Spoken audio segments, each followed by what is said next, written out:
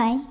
ഒരാൾ നിന്നോട് നീ വിളിക്കാത്തതിനും മിണ്ടാത്തതിനും കാണാത്തതിനും മെസ്സേജ് അയക്കാത്തതിലും തുടങ്ങി ഓരോ ചെറിയ കാര്യങ്ങളിലും പരാതിയും സങ്കടങ്ങളും പരിഭവങ്ങളും പറയുന്നുണ്ടെങ്കിൽ ആ ഹൃദയത്തിൽ നിന്നെ അവർ അത്രമേൽ ചേർത്ത് വെച്ചതുകൊണ്ടാണ്.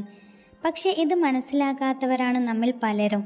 പരാതികളും പരിഭവങ്ങളും പറയുന്നിടത്തു നിന്നും കേൾക്കേണ്ടി വരുന്നിടത്തു നിന്നും രക്ഷപ്പെട്ട് സ്വസ്ഥമായി മാറിയിരിക്കുന്നതാണ് പലർക്കും താല്പര്യം, പലരും കൊതിക്കുന്നത്. എന്നാൽ അതിനു പകരം ഈ വക പരാതികൾ ഉണ്ടാകാനുള്ള കാരണം എന്താണെന്ന് ഒന്ന് ചിന്തിക്കാനോ മനസ്സിലാക്കാനോ അത് പരിഹരിക്കാനോ മെനക്കെട്ടാൽ ആ സ്വസ്ഥതയും സന്തോഷവും സമാധാനവും അവിടുന്ന് തന്നെ കിട്ടും. അത് വേണമെങ്കിൽ, അത് കിട്ടണമെങ്കിൽ നമ്മൾ തലച്ചോറ് കൊണ്ടൊന്ന് ചിന്തിക്കണം, പ്രവർത്തിക്കണം. ആർക്കും ആരെയും മനസ്സിലാക്കാൻ ശ്രമിക്കാനോ ഇന്നത്തെ കാലത്ത് ഒരു സമയമില്ല. എല്ലാ ബന്ധങ്ങളിലും ഒരു പ്രഹസനം മാത്രമായി ഒതുങ്ങിപ്പോവുകയാണ്. എങ്കിലും പലരുടെയും ജീവിതത്തിൽ ചിലർ കടന്നു വന്ന് കുറേ കൂടി മനോഹരമാക്കി, കളറാക്കി, അടിപൊളിയാക്കുന്നവരുണ്ട്.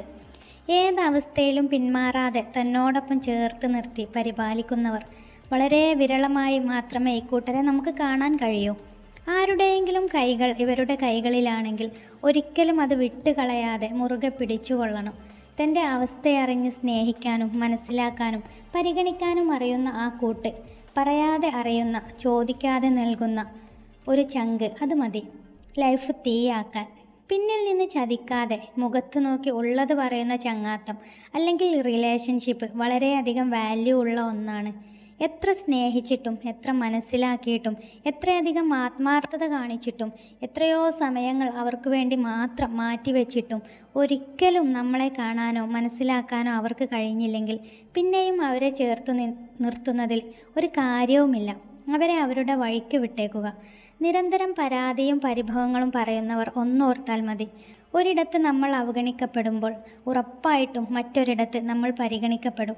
ചിലരെങ്കിലും വീഴ്ത്താനും പിന്നിൽ നിന്ന് കുത്താനും ഒരുങ്ങുമ്പോൾ മറുവശത്ത് നിന്നും കൈപിടിച്ച് എഴുന്നേൽപ്പിക്കാനും ആരെങ്കിലുമൊക്കെ ഉണ്ടാകും. നമ്മൾ ഒരു തെറ്റും ചെയ്തിട്ടില്ലെങ്കിൽ, ആത്മാർത്ഥത കാണിച്ചും തോറ്റുപോയിട്ടുണ്ടെങ്കിൽ ഒരു ദിവസം അത് അവരാൽ തന്നെ നമ്മൾ അംഗീകരിക്കപ്പെടും. ആരെങ്കിലും നമ്മെ അപകീർത്തിപ്പെടുത്തുന്നുണ്ടെങ്കിൽ അഭിമാനിക്കപ്പെടാനുള്ള അവസരവും അവരാൽ തന്നെ നമുക്ക് ലഭിക്കും. കാരണം ഈ സമയവും കടന്നു പോകും. ഈശ്വരൻ, പടച്ച റബ്ബ്, കർമ്മ എല്ലാം നിലനിൽക്കുന്ന ശക്തികളാണ്. സ്വന്തത്തെ തിരിച്ചറിയുക എന്നതാണ് ഏറ്റവും വലിയ കാര്യം. ഞാനിങ്ങനെ പരാതിയും കുറവുകളും പറഞ്ഞു നടക്കേണ്ട ഒരാളാണോ എന്ന് ആത്മപരിശോധന നടത്തുക. ഞാൻ കരഞ്ഞാൽ അതെനിക്ക് മാത്രമേ വേദനയുണ്ടാക്കൂ എന്ന് തിരിച്ചറിയുക. അവിടെ നമ്മൾ കരച്ചിൽ നിർത്തണം. നമ്മൾ അനുഭവിച്ച അവഗണനകൾ നമ്മൾ ആരാണെന്ന് കാണിച്ചു കൊടുക്കാനുള്ള ഒരവസരങ്ങളാക്കി എടുക്കുക. അതിനുവേണ്ടി ശ്രമിച്ചുകൊണ്ടേയിരിക്കുക. ജീവിതാനുഭവങ്ങളെ ഒരു മികച്ച പാഠപുസ്തകമായി കണക്കാക്കുക. ഒരിക്കലും ഒരിടത്തും തോൽക്കാതിരിക്കാനും, തോറ്റുപോയാൽ തന്നെ അല്ലെങ്കിൽ വീണുപോയാൽ തന്നെ ധൈര്യത്തോടെ എഴുന്നേൽക്കാനും, ജീവിതത്തെ അടുത്തറിയാനും മനസ്സിലാക്കാനും കൂടെയുള്ളവരെ എല്ലാവരെയും ചുറ്റുമുള്ളതിനെയും പഠിക്കാൻ വേണ്ടിയും ഈ പാഠപുസ്തകമെന്ന് ഉപയോഗപ്പെടുത്തുക. ചിലതൊക്കെ മനസ്സിലാക്കാനും പഠിക്കാനും കാലം തരുന്ന അവസരങ്ങളാണിതൊക്കെ. മറ്റുള്ളവരെ കാണിക്കാനും ബോധ്യപ്പെടുത്താനും വേണ്ടി ജീവിക്കാതെ ഞാൻ എനിക്ക് വേണ്ടി ജീവിച്ചു എന്ന് പറയാൻ നിനക്ക് പറ്റുമോ? അല്ലെങ്കിൽ അതേ നിനക്ക് എന്ന് സാധിക്കുന്നു?